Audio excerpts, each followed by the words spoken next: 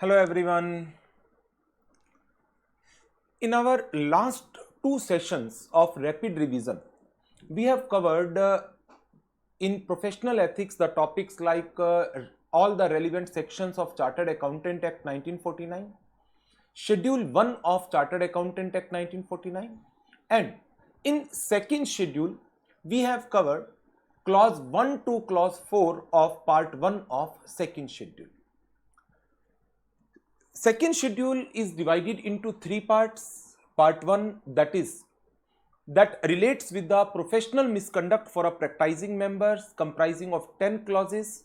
Part number 2 that is again professional misconduct but for members generally. Part number 3 that deals with the other misconduct of the members generally. Part 3 that deals with the other misconduct, we have already covered it along with the part number 4 of the first schedule. Now, in today's session, we will cover all the remaining clauses of second schedule, and thereafter the remaining topics like KYC norms and decisions of ethical standard board, fundamental principles, etc. These topics we will take, and in today's session we will cover the rapid revision of topic professional ethics. So start with the second schedule part 1 clause number 5. Clause number 5 of second schedule part 1, it states that a practicing member shall be deemed to be guilty of professional misconduct if he fails to disclose a material fact known to him which is not disclosed in the financial statements, but disclosure of that fact was necessary so as to make the financial statement not misleading. And when that practicing CA is associated with these financial statements in the professional capacity. So clause 5, it states that a practicing CA, when he become aware of any of the material fact, the disclosure of which is required in the financial statement, but it is not disclosed in the financial statement, and the practicing CA also not disclosed that fact into the knowledge of the users of this financial statement, then that practicing CA shall be deemed to be guilty of professional misconduct under clause number 5. In similar clause number 6, a practicing CA shall be deemed to be guilty of professional misconduct if he fails to, the word used is report. If he fails to report. In clause 5, the word used is if he fails to disclose. Clause 6 states that if he fails to report a material misstatement, whereas the word used in clause 5 was material fact known to him to appear in financial statements with which he is concerned in a professional capacity. So, what is the difference between clause 5 and clause 6? Clause 5 uses the word if the practicing CA fails to disclose. Clause 6 uses the word if a practicing CA fails to report. Clause 5, it says that a practicing CA fails to disclose a material fact. Clause 6 states that a practicing CA fails to report a material misstatement. In clause 5, that material fact was not disclosed in the financial statement, whereas as per clause 6, these material misstatement appear in the financial statement. In both the cases, the concerned practicing CA is associated with these financial statements in a professional capacity, and in both the cases the practicing CA is aware of this material fact, is aware of this material misstatement. In clause 5, he fails to disclose. In clause 6, he fails to report. In clause 5, he fails to disclose this material fact, and the material fact is not disclosed in the financial statement. Whereas in clause 6, he fails to report a material misstatement which appears in the financial statements. That is the basic difference in between the clause 5 and the clause 6. Now, moving to clause number 7. Clause 7, it states that if a practicing CA fails to exercise due diligence in performance of his duties, or he is grossly negligent in performance of his duties, in that case, he will be guilty of professional misconduct. A CA in practice shall be deemed to be guilty of professional misconduct if he, first one, does not exercise due diligence or is grossly negligent in performance of his duties. So these are the two key words. One is due diligence exercise, and second one is grossly negligent. If he fails to exercise due diligence or he is grossly negligent in performance of his duties. Now, these provisions are in relation to a practicing CA, and the similar provisions, they also exist for a member in service by chapter number 2 of Council General Guidelines 2008. Clause number 8. Clause number 8 provides that if a practicing CA fails to obtain the necessary evidences so as to form an opinion, or its exceptions, that means he collects the audit evidence but he issue a disclaimer, a practicing CA shall be deemed to be guilty of professional misconduct if he, point number 1, fails to obtain sufficient information which is necessary for expression of opinion. Like, in general, auditor through performance of audit procedures and techniques collects the audit evidences. These audit evidences needs to be evaluated by him. Based upon the evaluation, he needs to draw the conclusion, and that conclusion is expressed in the form of an audit report. Now, the case 1, the practicing CA issue the audit report without audit evidences being collected by him, without collecting the audit evidence.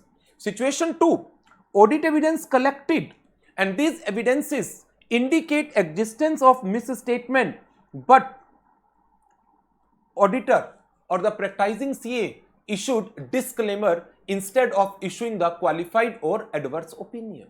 So the 2 points, first one, if the practicing CA fails to obtain sufficient information which is necessary for the purpose of expressing the opinion, or its exception implies that he collects sufficient evidences, they are sufficiently material so as to negate the expression of opinion. That means disclaimer was not required to be issued because he has the sufficient evidences in his hands. He need to express either a qualified opinion or adverse opinion, but he issue the disclaimer. Clause 9. Clause 9, it states that a practicing CA shall be deemed to be guilty of professional misconduct if he fails to invite attention to any, so word is any, if he fails to invite attention to any material departure from generally accepted auditing practices or procedures. Every person, every chartered accountant is supposed to comply with the auditing standard, it's supposed to comply with general auditing practices. But if he deviates from any of the requirements of general auditing practices, he is required to disclose that deviation. He is required to make a statement in his reports about deviations he has taken, alternate procedures he has performed. But if a practicing CA fails to invite attentions of the users about such deviation, in that case he will be deemed guilty under the clause number 9, part number 1 of second schedule. Now, last clause of part 1 of second schedule. Second schedule part 1 clause number 10, it states that a practicing CA shall be deemed to be guilty of professional misconduct if he fails to keep the client money in separate bank account. There is a requirement that if a practicing CA receives the client money, that money needs to be deposited in a separate bank account, or it needs to be applied only and only for the purposes for which the client had provided the money, or uses the client money for purposes other than those specified by the client. So, if a practicing CA misutilizes the amount, that means he used the amount for purpose other than those prescribed by the client, or he deposited the amount along with his bank account, own money. He is required to deposit the amount in a separate bank account, not to mix the client's money along with his own money. Examples: client deposited rupees 5 lakh with CA to be paid for GST liability. However, CA deposited the amount in his own bank account. That means he mixed the client's money with his own money. Second one, client deposited rupees 10 lakh with CA for advance tax payment, but CA uses the money for personal purpose and later on remitted the money to the client. It does not matter that client money has been remitted to him, but the requirement was you are required to deposit the money in separate bank account or use the money for the purpose for which the client had provided the money to you. Any defalcation or embezzlement of money received in the professional capacity. In this case, only two requirements are there. First one, you need to deposit the client's money in a separate bank account, or you need to use the client's money only for the purposes as prescribed by the client. Any defalcation or embezzlement of the client's money, it is not been covered by the clause number 10. However, any defalcation or embezzlement of money received in professional capacity, it will be considered as a professional misconduct under clause number 4 of part number 2 of second schedule. So with this, we completed all the clauses of part number 1 of the second schedule. Now, move to second schedule, part number 2. Part number 2 of second schedule, it deals with the professional misconduct for members generally. For members generally. It comprises of 4 clauses. Clause number 1, it states that a practicing CA shall be deemed to be guilty of it is not in a relation to a practicing CA.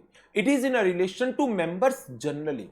So the language used is a member of the institute, whether in practice or not. A member of the institute, whether in practice or not, shall be deemed to be guilty of professional misconduct if he contravenes 3 things.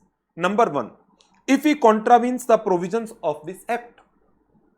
Number 2, if he contravenes the regulations made under this act, or if he contravenes the guidelines issued by the council of the institute. Clause number 2. Clause number 2, it states that a member of the institute, the language used is being an employee. Though the clauses are for members generally, however, clause 2 specifically is in a relation to an employee chartered accountant. A member of the institute shall be deemed to be guilty of professional misconduct if he discloses the confidential information of employer, unless permitted by the employer or required by law. These similar provisions we have studied in clause number 1, part number 1 of second schedule. Second schedule, part 1, clause 1, it provides that a member in practice will be deemed to be guilty of professional misconduct if he discloses the client's information acquired during the course of professional work, unless permitted by the client or required by the law. Similar requirement, it is in case of the employee. Employee's chartered accountant is also required to respect the confidentiality of the information acquired during the course of employment. Unless permitted by the employer, unless required by law, he is not supposed to disclose that information to anyone. But If an employee chartered accountant discloses the employer informations in contravention of these 2 points, then he will be deemed guilty of professional misconduct under clause number 2, part number 2 of second schedule. Clause number 3. A member of the institute shall be deemed to be guilty of professional misconduct if he provides false information. To whom? To ICAI, its regional council, committee, board of discipline, disciplinary director and disciplinary committee, quality review board, appellate authority. Providing false information is covered in clause number 3 of part number 2 of second schedule. However, if the information is asked for by the institute or any requirement need to be complied with and that requirement not complied with or information not provided to the institute, in that case, the concerned member will be guilty of professional misconduct under clause number 2, part 3 of first schedule. But providing false information, then it is covered in clause number 3, part number 2 of second schedule. Not providing the information to ICAI, its council, committees, director discipline, board of discipline, disciplinary committee, appellate authority or quality review board is covered under clause 2, part 3 of first schedule. Now, moving to last clause of part number 2 of second schedule. Clause 4. It states that a member of the institute, whether in practice or not, shall be deemed to be guilty of professional misconduct if he defalcates or embezzles the money received in professional capacity. That means this clause is equally applicable over a practicing CA as well as other members. Like if an employee chartered accountant receives some money from the employer during the course of employment and the employer gives the money to be spent for some specific purpose. However, the employee chartered accountant defalcates that money or embezzles the money that he has received from the employer. In that case, he will be deemed guilty of professional misconduct under clause number 4 of part number 2 of the second schedule. So, this is all about the second schedule part number 2 and all about the schedules to the Chartered Accountant Act 1949. Part 3 we have already covered. Now, the next one is Council General Guidelines 2008. Council General Guidelines 2008, it provides certain additional regulatory matters which a practicing CA as well as an employee CA needs to observe, and any contravention of the requirements of Council General Guidelines 2008, it will be considered as a misconduct under clause 1 part 2 of second schedule. Any contravention of the guidelines issued by the council will fall in clause number 1 part number 2 of second schedule. Now, what are the various guidelines that are issued by the council of ICAI? Council guidelines are divided into various chapters. Chapter number 2, it states that a member of the institute who is in service shall exercise due diligence and shall not be grossly negligent.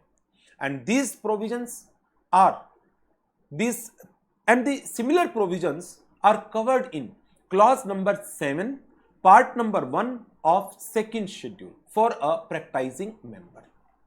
Similar provisions are covered for members in practice under clause number 7, part number 1 of second schedule. Clause 3, appointment of member as cost auditor, not relevant now. Clause 4, expressing opinion on the financial statement of an entity in which the relative is holding the substantial interest. This chapter we have already covered along with the clause number 4 of part number 1 of the second schedule. Clause 5. Clause 5, it is in relation to the maintenance of books of account. a practicing CA or a firm of chartered accountant, irrespective the quantum of the professional receipt, irrespective of the requirements of provisions of Income Tax Act 1961 or any other law, they are required to maintain their books of account in relation to the professional work, that is the practice. And in these books of accounts, two records needs to be maintained mandatorily, and these are cash book and the ledger. So a member in practice or a firm of chartered accountant, they are required to maintain the proper books of account, including cash book and ledger in respect of his or its professional work. Limits prescribed under section 44AA of Income Tax Act 1961 are not relevant for this chapter. So irrespective that the receipts of a person does not fall under the threshold limit as prescribed by section 44AA, which deals with the compulsory maintenance of books of accounts, the practicing CA is required to maintain the books of account including cash book and ledger as per the requirement of chapter 5 of Council General Guidelines 2008. Specified number of tax audit assignments. In relation to tax audit assignments, a practicing CA or a proprietorship entity can accept only 60 tax audit. However, in relation to a firm of chartered accountant, the ceiling is considered 60 per partner. 60 per partner. Now, if a practicing CA who practice as an individual and also as partner in a firm, specified number in aggregate is 60.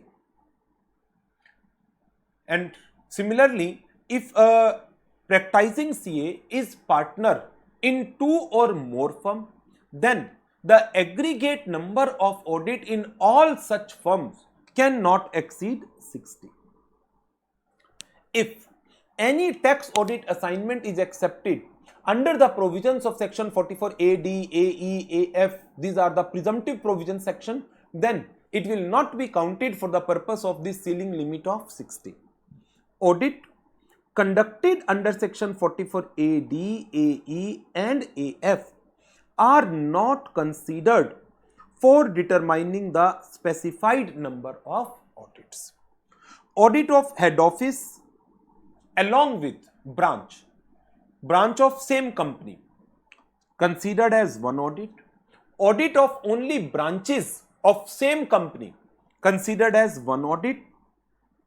Tax audit report in case of firm of chartered accountants can be signed by any partner on behalf of the firm.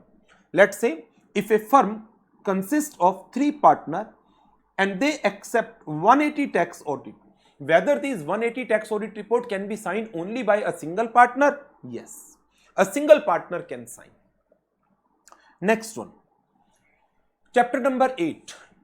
Chapter number 8 requires that in case of non-payment of undisputed audit fees of predecessor auditor, the incoming auditor should not accept the audit. If any practicing CA is getting an offer from a company about the audit, he is required to first communicate with the predecessor auditor as per the requirement of clause 8 of part 1 of the first schedule. However, if the predecessor auditor replies that the undisputed audit fees has not been paid to him, in that case the incoming auditor should not accept the audit. Appointment of auditor in case of non-payment of undisputed fees of predecessor auditor. It is not allowed except in case of sick units. In case of sick units, it is okay. So, consider this example.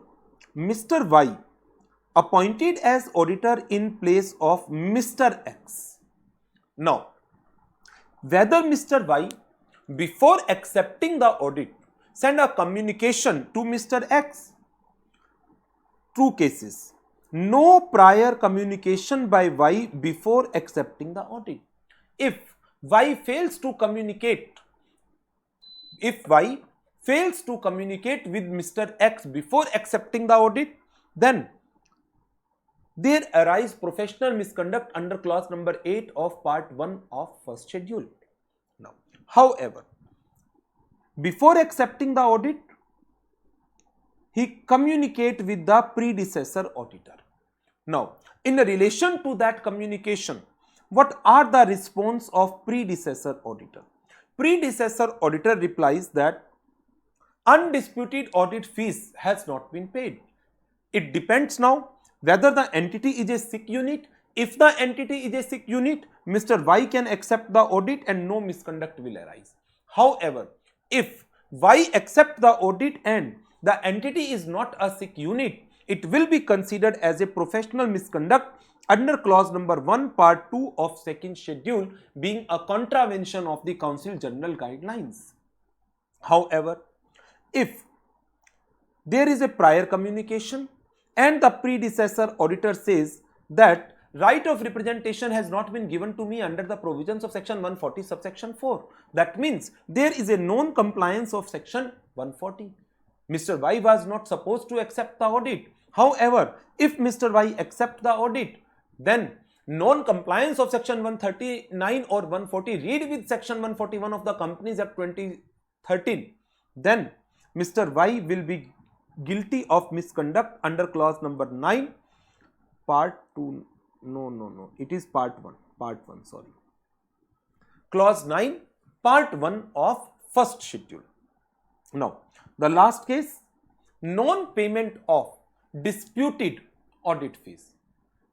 In that case, the guidelines recommend that the incoming auditor should exercise his influence so as to get the matter resolved. Mr. Y accepts the audit, no misconduct arises on part of Mr. Y. So, in this example, I try to cover as many cases as possible.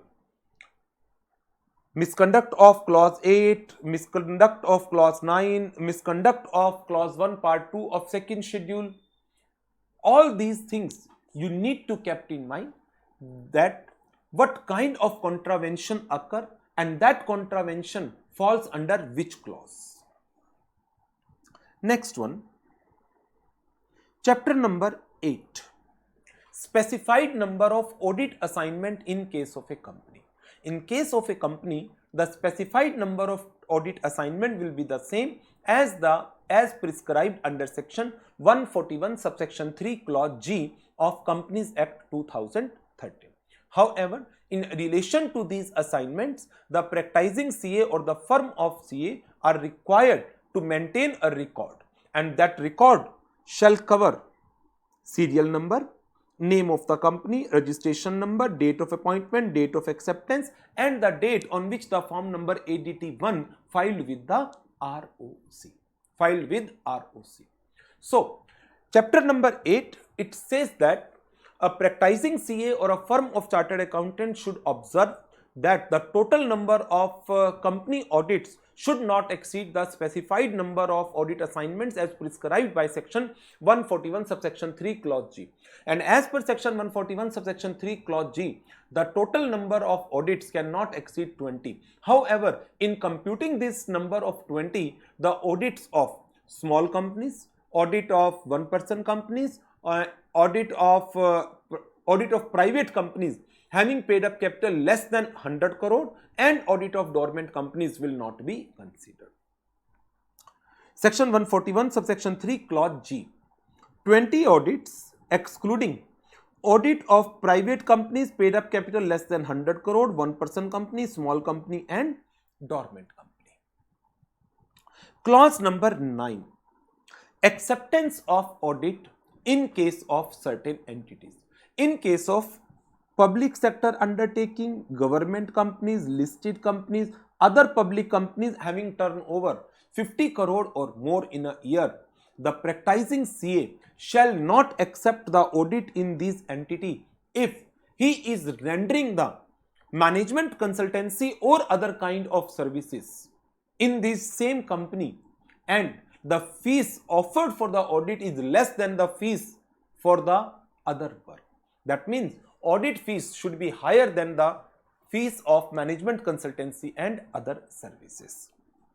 A member in practice shall not accept the audit if he is rendering other work or services to that entity at a fee which is higher than the fees offered for the audit. That means remuneration of audit cannot be lower than the remuneration of other work.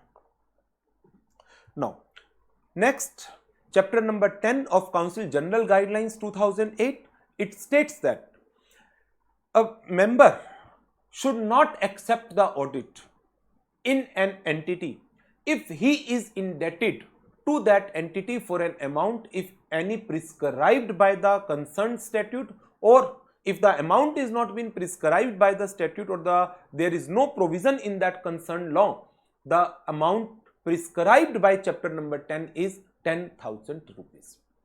A practicing CA shall not accept audit of an entity in which he is indebted for the amount as prescribed by law under which audit is to be conducted. Say, for example, under the provisions of Companies Act 2013, a person can accept the audit if the indebtedness does not exceed rupees 5 lakh. That means indebtedness up to rupees 5 lakh is allowed. Under the income tax law, audit can be accepted if indebtedness is nil. And audit under any other law in which no provision is there as to the indebtedness, in that case the limit of rupees 10,000 will apply. If indebtedness is more than rupees 10,000, then the member should not accept the audit, because this indebtedness will affect the independence of that person. Audit under any other law in which no limit is prescribed can be accepted if indebtedness is up to rupees 10,000 only. Next one, chapter 11, that is directions in case of the unjustified removal of the auditor. If any auditor is removed by a company without any reasonable grounds, in that case the incoming auditor is required to comply with the directions, if any, given by the Council of ICAI. Incoming auditor shall comply with the directions given by the Council of ICAI. The next one, minimum fees. This chapter has been repealed by the Council. However, minimum fees criteria is also prescribed by the committees of ICAI, but that is only recommendatory in nature, not mandatory. This is all about the Council General Guidelines 2008. Now, with this, all the important provisions like sections of Chartered Accountant Act 1949, schedules to Chartered Accountant Act 1949, we cover all the sections, we cover all the parts of both schedules. We cover professional misconduct, we cover other misconduct, we cover professional misconduct for practicing member, professional misconduct for member in service, professional misconduct for members generally. Now this chapter of professional ethics also covers certain miscellaneous topics like the fundamental principles to be observed by a professional accountant, the threats involved in compliance of these fundamental principles, decisions of ethical standard board, KYC norms, and networking guidelines. We start with the first topic, that is the fundamental principles. 5 fundamental principles are there. One is integrity, second one objectivity, third one competency, fourth confidentiality, and fifth is the professional behavior. The term integrity implies that the professional accountant should be straightforward and honest in all professional and business relationships.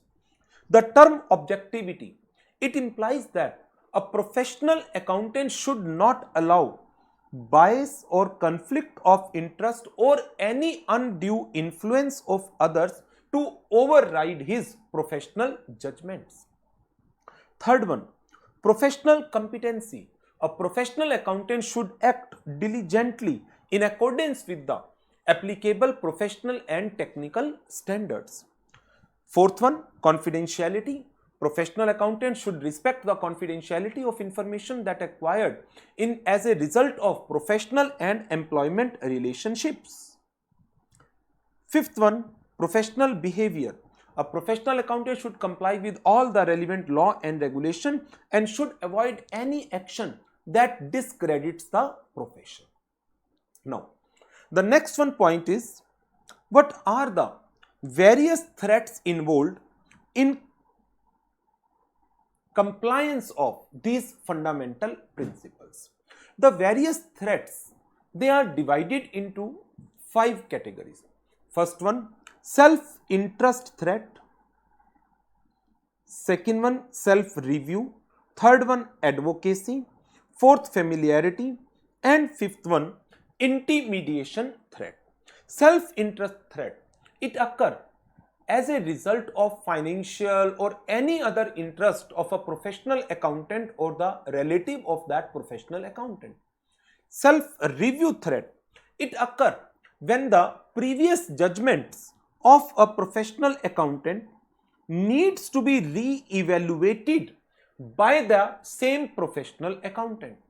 Advocacy threat, it occurs when a professional accountant promotes a position or opinion to the point that his subsequent objectivity may be compromised. Familiarity threat. Familiarity threat occur when, because of a relationship, a professional accountant becomes too sympathetic to the interests of others. He takes care of the interest of the family members. And the last one, intimidation threat, and that is a professional accountant may be deterred from acting objectively by threats, and that threats may be actual or may be perceived. Safeguards that may eliminate or reduce the threats. There are few safeguards that are created by the profession, legislation or regulations, like a number of requirements imposed by Chartered Accountant Act 1949, a number of requirements in relation to appointment of auditor, removal of auditor, qualification, disqualifications imposed by Companies Act 2013. In addition to those, some safeguards may also be exercised by the practicing firm itself, and these safeguards may be classified as firm-wide or engagement-specific safeguards. Details you may cover from the textbooks. We are moving to next topic, KYC norms. It is a very simple one topic. Just like banking sector, finance sector, they are maintaining the KYC records of their customers. In the similar manner, a practicing chartered accountant is also supposed to maintain the KYC details of its clients. So, a practicing firm should maintain the details of clients. Client may be individual, client may be a corporate client, client may be a non-corporate entity. In relation to individual client, the practicing firm or the practicing CA should incorporate the following information in the record. That is, name of individual, PAN number, Aadhaar number, business description, copy of latest audited financial statement, and the type of engagement. And in relation to corporate entities like companies, the KYC details to be maintained includes name and address of that entity, business description of that entity, name of the parent company, copy of latest audited financial statement, types of engagement, company PAN number, company identification number, director name and address, and director's identification number. in relation to non-corporate entities like partnership firms. Name and address of that entity, PAN number, business description, partner's name and address, copy of last audited financial statement, and the types of engagement. Importance of KYC norms. What is the importance of KYC? Implementation of the KYC norms would go a long way in ensuring, number one, equitable flow of work among the members. Number two, it would further enhance the prestige or goodwill of the profession in the society. Self-regulatory measures. Do it yourself, not an important topic. I am leaving this topic. This can be read from the notes itself, a very simple one. No question asked from this topic. No question. I think so. Yeah, surely. No question has been asked from this topic in the past exams. Even in RTPs, MTPs or study material of the ICAI, no question is covered from this topic. Now we are moving to next topic, and our next topic, it is on the various decisions of ethical standard boards. The decisions of ethical standard boards, they are in relation to many areas, but in these class notes, only those decisions that seems relevant from the examination point of view are covered. First one, a chartered accountant in practice may be an equity research advisor. However, he cannot publish a retail report. Publishing any retail report in a relation to equity will amount to carrying out a business or profession. A chartered accountant who is a member of a trust cannot be its auditor. A practicing CA may engage himself as a registration authority for obtaining digital signatures for the clients. A chartered accountant in practice can act as mediator in court. Mediator. Practicing CA cannot become financial advisor, receives fees, commission from financial institutions like mutual funds, insurance companies, NBFC. The most important point, whether a chartered accountant can exercise the lien over the client documents, client records for non-payment of fees. As per the decisions of Ethical Standard Board, it is not permitted. It is not permissible for CA firm to print its mission, values, vision on the visiting cards.